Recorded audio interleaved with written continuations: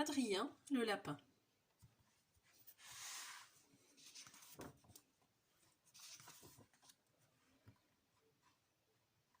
Ce jour-là, le soleil agita si vivement ses rayons que le jardin frémit de joie, et en un instant ce fut le printemps. Un printemps gazouillant, bourdonnant, où les fleurs se pressaient l'une contre l'autre en se poussant jalousement. Elles s'appelaient Violette, Bouton d'or, Pâquerette, Primevère, et Mireille, qui n'était pas une fleur mais une abeille fort laborieuse, entreprit de les compter toutes dès son réveil.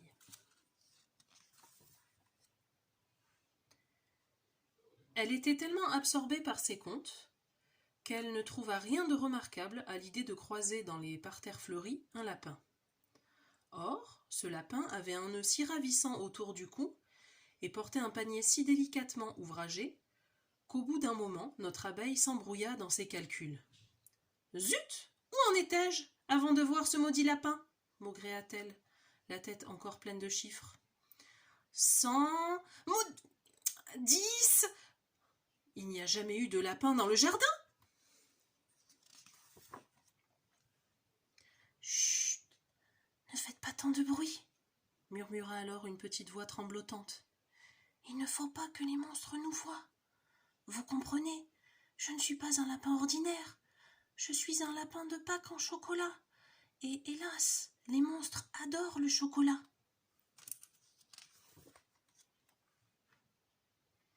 Après un profond soupir, le pauvre animal poursuivit.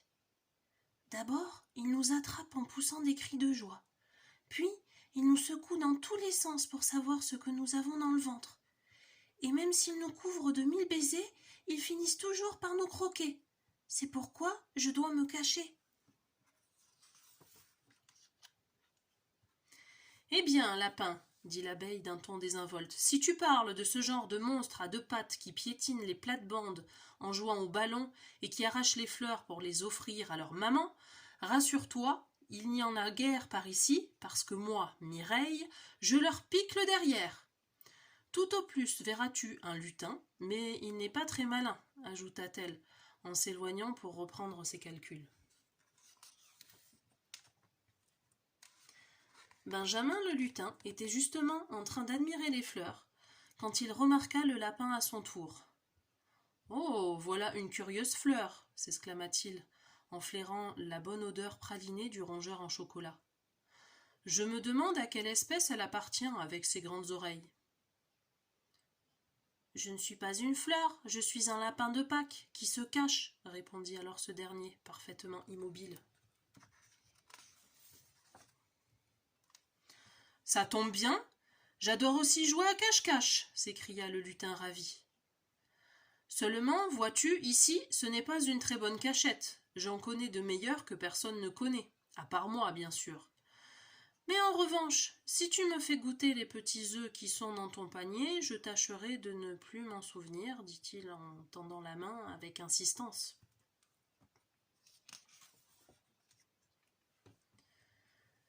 Le lapin ne put faire autrement. Il déposa un œuf dans la main du lutin qui s'empressa de l'avaler. « Je m'appelle Benjamin !» s'efforça de dire Benjamin, la bouche à moitié pleine. « Moi, c'est Adrien !» dit le lapin. Ayant ainsi fait connaissance, ils s'en allèrent donc visiter les cachettes du petit homme. Chemin faisant, ils bavardaient entre eux de ceci, de cela, mais plus ils avançaient, plus le panier se vidait de ses œufs, et quand il fut entièrement vide, notre lutin commença à regarder son nouvel ami d'un air plutôt gourmand. Et puis, n'y tenant plus, il se rua brusquement sur lui. « Aïe !» s'écria Adrien en sursautant. « Tu as failli me mordre. Tu ne voulais tout de même pas me manger ?»« Oh non !» fit Benjamin. « Je n'ai jamais songé à une chose pareille. Je voulais seulement savoir si les lapins de Pâques avaient le même goût que les poules en chocolat, parce que je me rappelle en avoir dévoré une un jour, et tu ne peux pas imaginer comme c'était bon. »« Je t'en supplie, » implora Adrien épouvanté. « Ne parlons pas de ces choses-là, ça me donne la chair de poule. » « Bon, d'accord, nous n'en parlerons plus, » dit le lutin en s'éloignant tristement. Après quoi, il y eut quelques minutes de silence pendant lesquelles le petit homme chercha un sujet de conversation moins effrayant. Et lorsqu'enfin il en trouva un, il s'aperçut que son ami avait disparu.